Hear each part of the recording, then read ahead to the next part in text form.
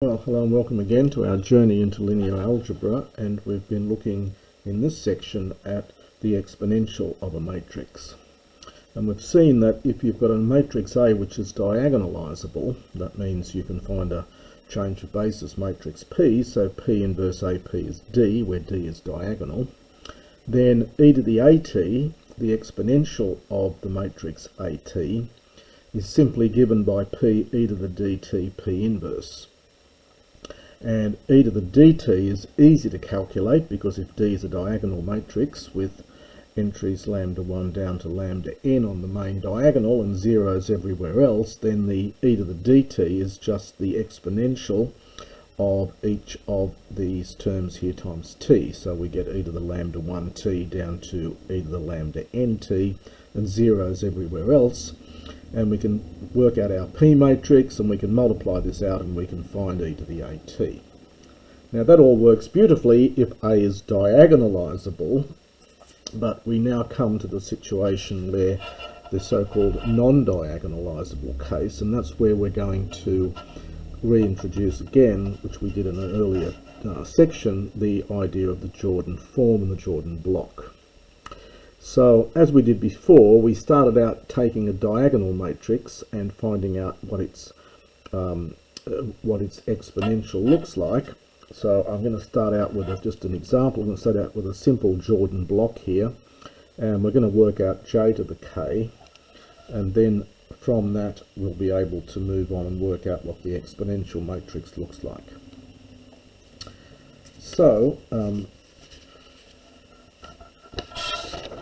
we will calculate that here. In fact, I'm going to calculate not just j to the k, I'm going to work out I'm going to work out the exponential of this one. So here's our Jordan block, and it's just a little 2 by 2 matrix here. So I can write this, I can split this up as we've done before into twice the identity matrix to take care of these two 2's, plus a little n matrix, a nilpotent matrix, with just zeros and a 1 there. Now, of course, I and n commute because I is the identity, and n squared, if you square this matrix, you just get the 0 matrix. So again, I'm going to go back to the definition of what we mean by an exponential. Before I do that, I'm just going to write this e to the jt, or e to the tj here. I'm going to write the j as 2i plus n, and I'm then going to use the index laws here, that these two things are matrices, and so I'm going to split this up into e to the 2it times e to the tn. And the point is that e to the 2it, if you write this out as a series, then you just get e to the it times the identity matrix. So I'm really using the fact here that e to the 2it is really e to the 2t times the identity matrix. And when you multiply the identity matrix times anything, you just get back what you started with.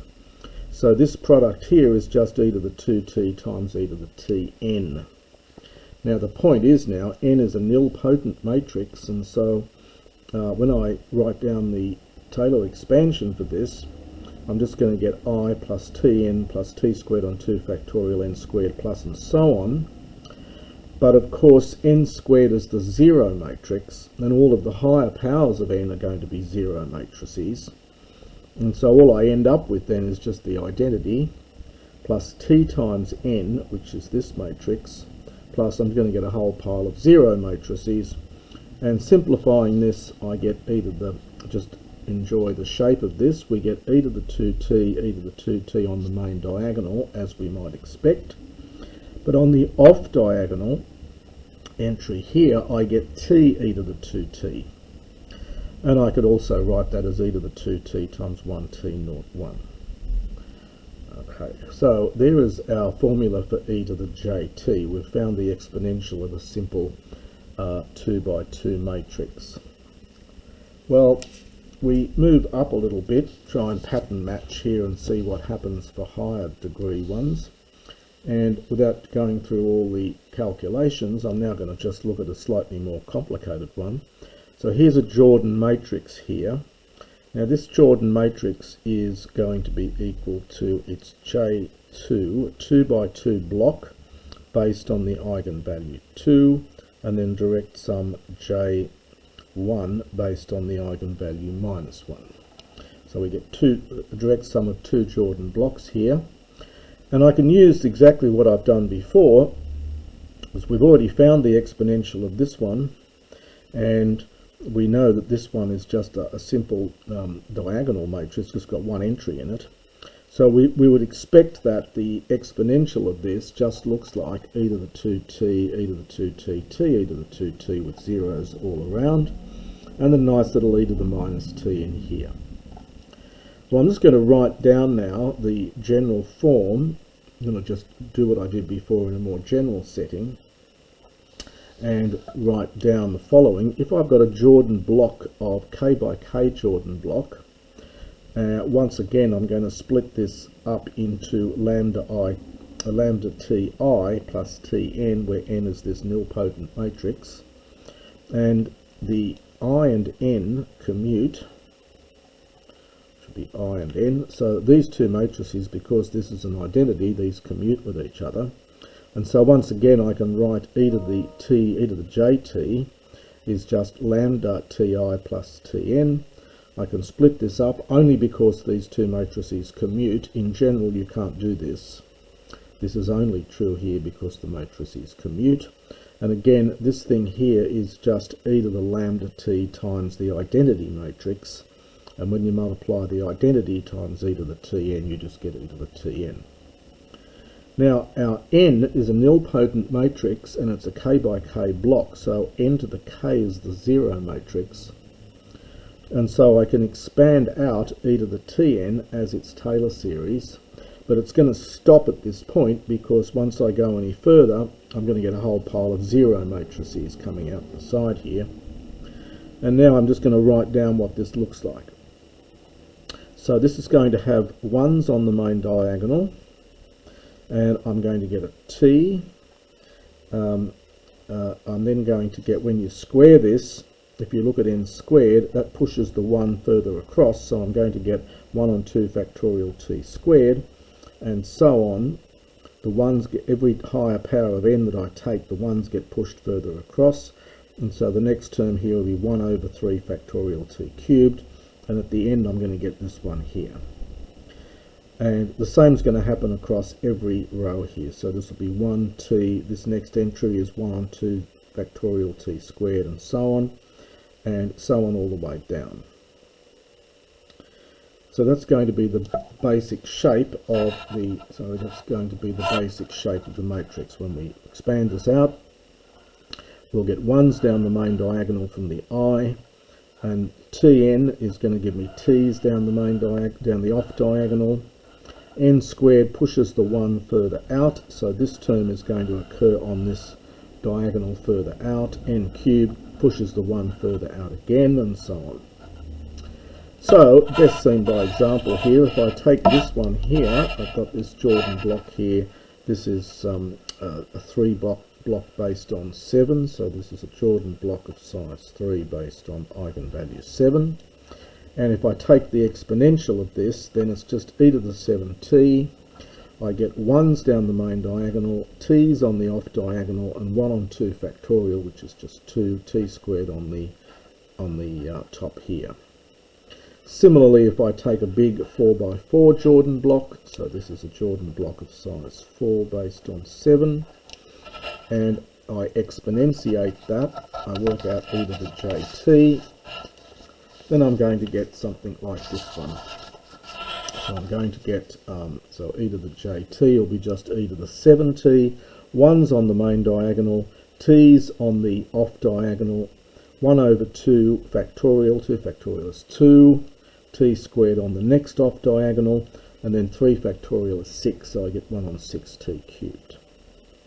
Now, to deal with combinations of Jordan blocks, we simply have the following little lemma. We've got an n by n matrix. So A will have a Jordan form, so I can write A as Pj, P inverse. And then e to the A then is P, e to the j, P inverse. And if J is a direct sum of Jordan blocks, then e to the j is just the direct sum of the exponentials of each of the Jordan blocks, which is very nice. So again, just a quick example here. We take a 3 by 3 matrix. We do all the usual analysis on this. We find that this has a Jordan form that looks like this one. So the eigenvalue is 3, so it's only got one eigenvalue. It's got geometric multiplicity 1, algebraic multiplicity 3, and the change of basis matrix is this one that we get from taking chains, as we did in an earlier chapter. And so the exponential matrix e to the jt is e to the 3t, 1's down the main diagonal, t's 1 on 2 factorial t squared. And finally, when you multiply it all out, you end up getting this rather complicated looking matrix here. So this is p times, that's this p up here, multiplied by this matrix, multiplied by the inverse of this matrix, lands me to this one here. And again, we can at least check that it makes sense. If you put t as 0, then all of the terms are 0 except you get 1's on the main diagonal. And that would just simply give you, and you put t as 0, so that would give you the identity matrix, which is what you'd expect. So that's what happens there. Now I wanted to go through a worked example of this, just to calculate how it works. You might like to try doing this yourself and then have a look at what I've done here. And I'm going to show you, in fact, two ways of doing this particular one. So here's our matrix C. We want to find e to the ct. So if you're feeling confident, you might like to work this out yourself at this stage and then double check. And here's the worked solution for this. And I'm going to do two ways of doing this. One is the long way, and I'm going to show you a short way of doing it as well. So here's the usual thing we do. So here's our matrix C, and I tell you it's only got one eigenvalue, lambda equals 5. So in which case, from the trace is 15, so the eigenvalue has to be 5. We work out the first kernel, and we get this matrix. So this matrix, so the kernel of C minus 5i is the kernel of this matrix. And if you look at this, you'll see this has got rank 1, nullity 2. So the rank is 1, and that tells me the nullity is 2. That means there are two eigenvectors hiding in here. So in terms of the onion that we had in an earlier chapter on Jordan forms, we've got two eigenvectors in here in the innermost kernel. And if we go to the next kernel out, we're going to pick up one more generalized eigenvector. So the kernel of C minus 5i squared, well, I always keep the two eigenvectors that I had. There they are. And then I toss in anything I like, really, as long as it's linearly independent with these two. So I'm going to toss in 0, 0, 1. And we can build our P matrix then by taking a chain. So we're going to take our vector here, our generalized eigenvector 0, 0, 1, and we're going to chain in by multiplying by C minus 5i. Now that's just going to pull off the last column of this matrix up here, so it's just going to give me 3, 6, 3. And we can check that this makes sense because this is a vector somewhere in the eigenspace, so this must be a linear combination of these two. And indeed, if you take 6 of those minus 3 of those, you'll get this one. Okay, so it's 6 times this one minus 3 times that one, and that will give you this vector. So just double check that it is in fact in the eigenspace. So we put our P matrix, then we simply put in the chain. So note the order again, we put 3, 6, 3, and then our generalized eigenvector. And we toss in here any other eigenvector. So any eigenvector that's not in the span, not in the span of the chain. So we pick anything in here that's not in the span of these two, so that means this matrix, these will be linearly independent, so the matrix P has an inverse. So I just chose to put in the vector 2, 1, 0. Now, there's our J matrix then. Now the J is going to have two blocks. So the J matrix is going to consist of a Jordan block of size 2. That's constructed by the chain, and then a Jordan block of size 1. And that's constructed by the eigenvector. So e to the jt then is e to the 5t times, we're just going to get 5s on the main, we're going to get 1s on the main diagonal. We're going to get 1s on the main diagonal, and then a t up here, and then 0s there. Sorry about that. So we're going to get e to the 5t times 1 on the main diagonal, and this block will give me a little t up here, 0s all around, and then I'm going to get an e to the 5t down here.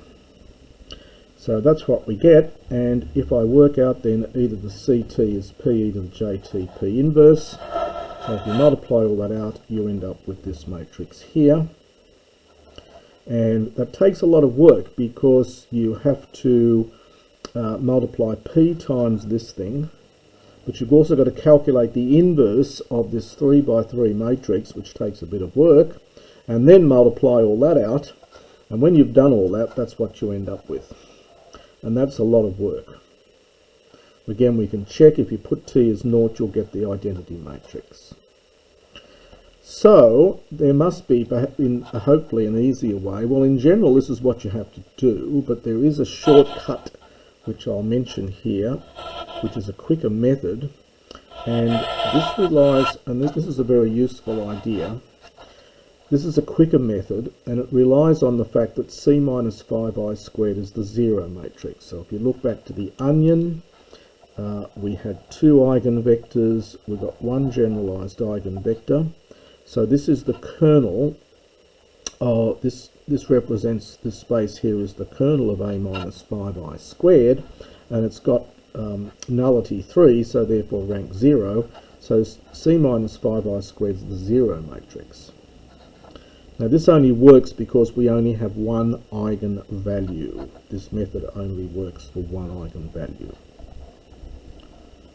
Works when there's only one eigenvalue.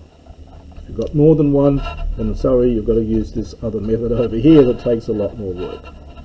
So e to the ct, well, I just simply write this as c minus 5it, and then I'm really writing e to the 5ti, as we've seen e to the 5ti is I times e to the 5t. So just note that step there, and we can do this simply because I is the identity matrix, it commutes with everything.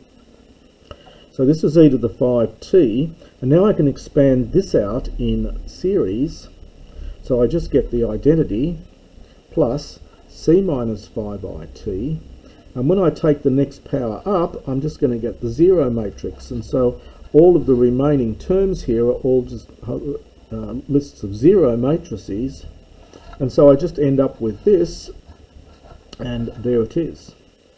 And so I simply write down c minus 5it. We worked that matrix out before, that was over the other side, and I simply multiply that matrix by t and then combine it with the identity, and that's what we end up with. And that of course is in fact where I got the answer over here from. I didn't actually work out p inverse, I used this fact that that's what the answer had to be. So that's a shorter method, a much quicker method, and it's a very useful method, but it only works when there's only one eigenvalue. So it only works when there's only one eigenvalue. And we'll have a look at some more of this in the next video.